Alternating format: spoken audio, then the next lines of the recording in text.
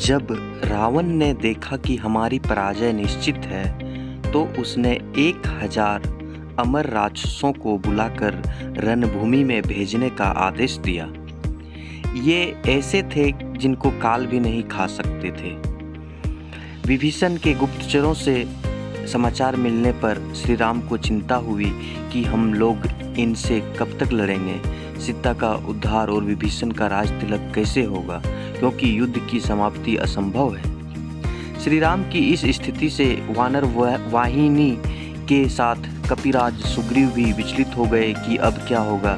हम अनंत काल तक युद्ध तो कर सकते हैं, पर विजय श्री का वरण नहीं। पूर्वोक्त दोनों कार्य असंभव है। अंजानंदन हनुमान जी आकर वानर वाहिनी के साथ श्री राम को चिंतित देखकर बोले, प्रभु क्या बात है।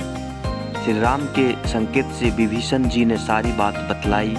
अब विजय असंभव है। पवन पुत्र ने कहा, असंभव को संभव और संभव को असंभव कर देने का नाम ही तो हनुमान है। प्रभु आप केवल मुझे आज्ञा दीजिए, मैं अकेले ही जाकर रावण की अमर सेना को नष्ट कर दूंगा।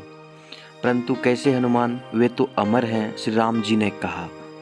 प्रभु इसकी चिंता आप ना करें, बस सेवक पर विश्वास करें, हनुमान जी बोले। उधर रावण ने चलते समय राक्षसों से कहा था कि वहाँ हनुमान नाम का एक वानर है, उससे जरा सावधान रहना। एकाकी हनुमान जी को रणभूमि में देखकर राक्षसों ने पूछा, तुम कौन हो?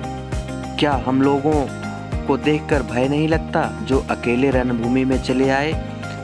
हनुमान जी बोले, क्यों आते समय राक्षस राज रावण ने तुम लोगों को कुछ संकेत नहीं किया था जो मेरे समक्ष निर्भय खड़े हो? निशाचरों को समझते देर न लगी कि ये महाबली हनुमान है। फिर भी वे सोचे तो भी क्या, हम अमर हैं, हमारा ये क्या बिगाड़ लेंगे। भयंकर युद्ध आरंभ हुआ। पवन पुत्र की मार से राक्षस रणभूमि में ढेर होने लगे।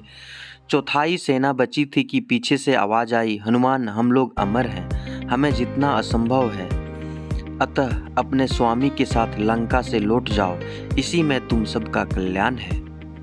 हनुमान जी ने कहा, लौटूंगा अवश्य, पर तुम्हारे कहने से नहीं, अपितु अपनी इच्छा से। हाँ, तुम सब मिलकर आक्रमण करो, फिर मेरा बल देखो और रावण को जाकर बताना। राक्षसों ने जैसे ही एक साथ मिलकर हनुमान जी पर आक्रमण करना चाहा, वैसे ही पवन पुत्र ने उन सबको अपनी पूंछ में लपेटकर ऊपर आकाश में फेंक दिया।